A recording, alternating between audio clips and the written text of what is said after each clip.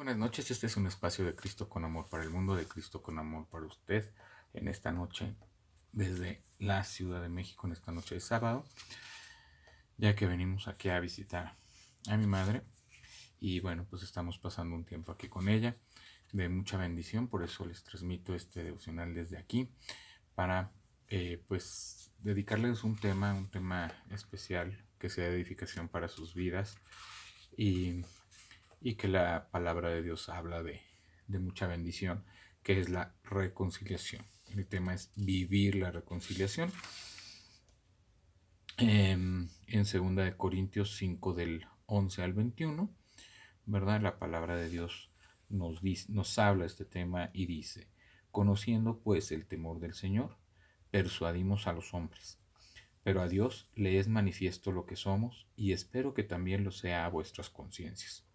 No nos recomendamos, pues, otra vez a vosotros, sino os damos de ocasión de gloriaros por nosotros, para que tengáis con qué responder a los que se glorían en las apariencias y no en el corazón.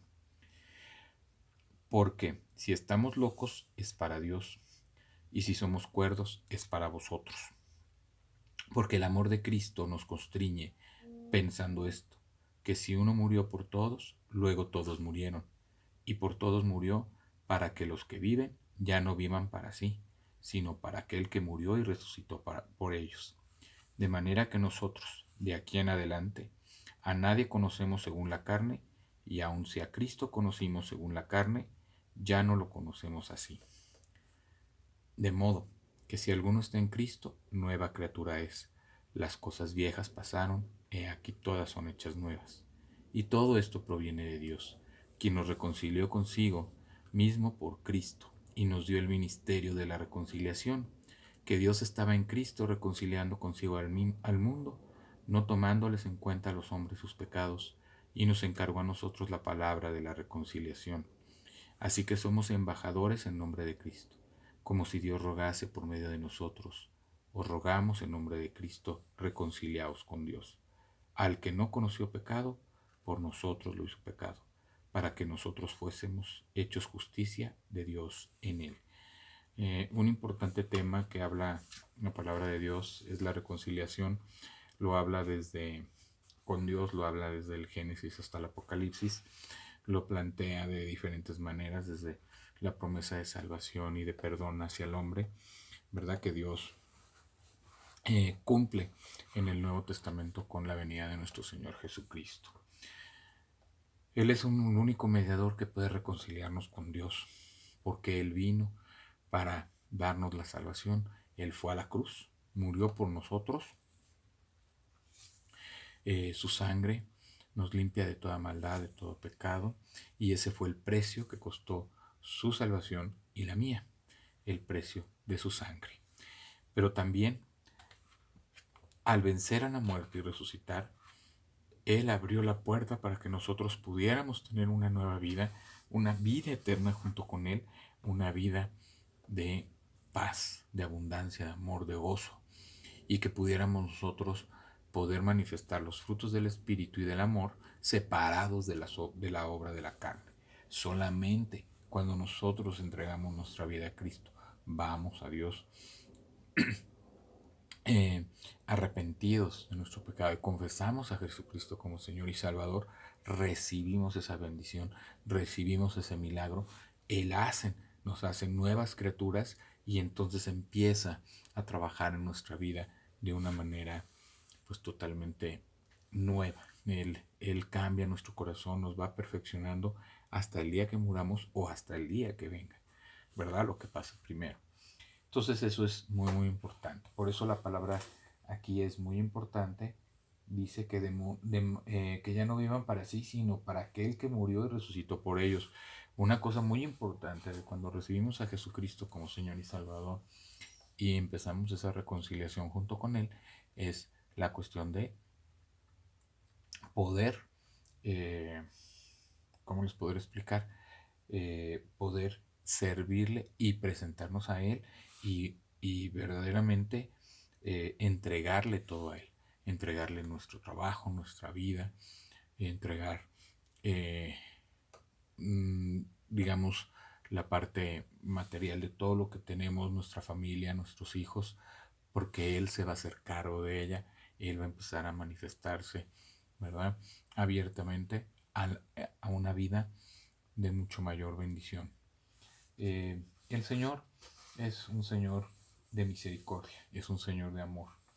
Él murió por nosotros, Él nos da esa posibilidad de reconciliarnos. Por eso cuando nosotros venimos a Cristo, eh, nosotros tenemos dos compromisos que hacer. Primeramente, llevar una vida santa, una vida apartada para Él, agradándole en todo momento, viviendo la palabra de Dios cada día. Y la otra parte, muy, muy importante, es el ir y hacer discípulos, ¿verdad? De tal manera que nuestro testimonio hable primeramente de lo que es tener una vida en Cristo, una vida de amor, una vida de paz, una vida de abundancia. Y segundo, que, eh, eh, que nosotros ya también exponiendo nuestros testimonios y los cambios que Dios ha hecho en nosotros y cómo se ha manifestado en nuestra vida, nosotros podamos extender el mensaje de amor del Evangelio de nuestro Señor Jesucristo, hablando de las cosas nuevas que Él puede hacer en nuestra vida, de todas esas cosas maravillosas que Él pone en nuestro corazón para nosotros verdaderamente ir y reconciliar al mundo con Dios. Porque eso es lo que somos embajadores de Cristo, ¿verdad? Somos embajadores de un rey eterno, de un rey hermoso, de un rey misericordioso, de un rey creador. Y ese mismo rey,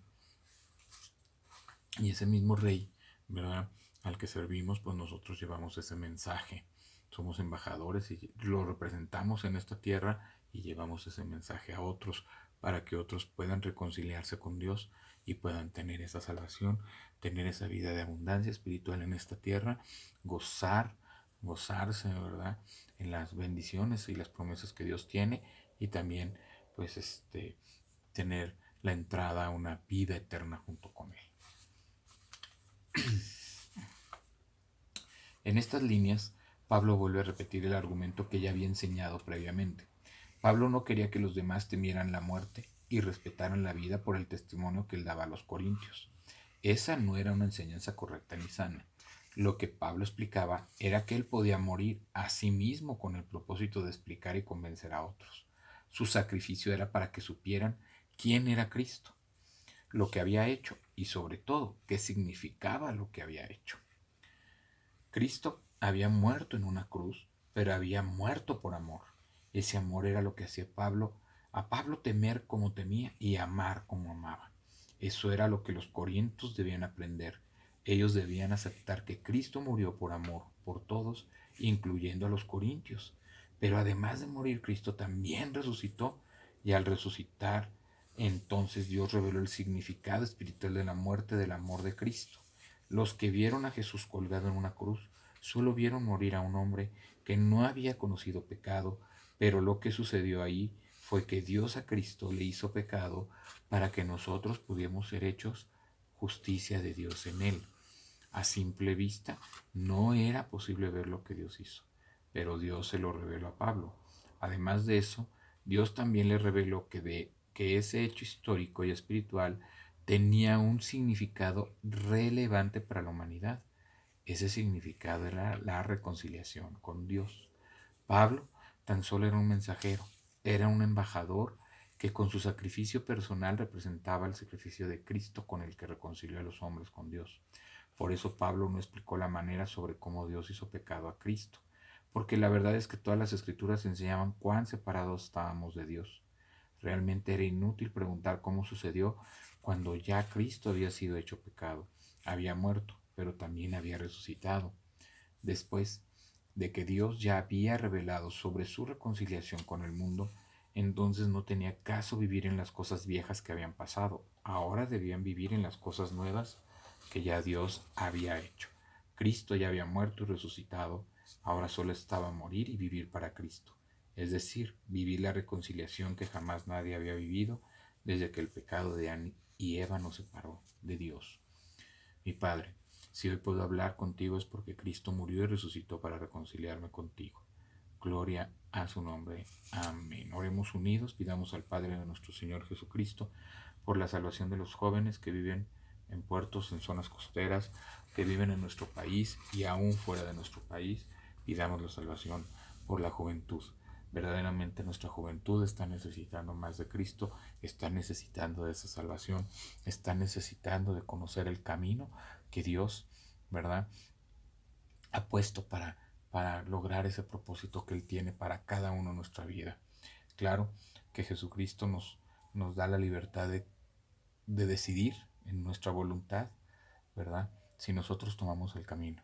Pero también está como responsabilidad nosotros como cristianos de llevar un mensaje claro, un mensaje de la reconciliación, un mensaje de cómo el pecado entró en este mundo, cómo nadie, todos estamos destituidos de la gloria de Dios, nadie puede tener esa relación con Dios si vives en pecado y si no te arrepientes y aceptas a Jesucristo como Señor y Salvador, dejas entrarlo en tu vida por medio del Espíritu Santo y empiezas a dejar que Él te haga una nueva criatura y que dejes todas esas cosas en el pasado, todas esas cosas que algún día no fueron propósito de Dios en tu vida y que te apartaron.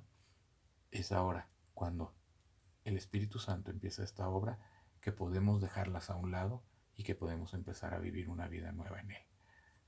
Que Dios les bendiga en esta noche, Dios les guarde, Dios les acompañe. Este fue un espacio de Cristo con amor para el mundo, de Cristo con amor para usted. Se despide de ustedes Juan Felipe Ortiz, su amigo y hermano. Que Dios le bendiga. Buenas noches.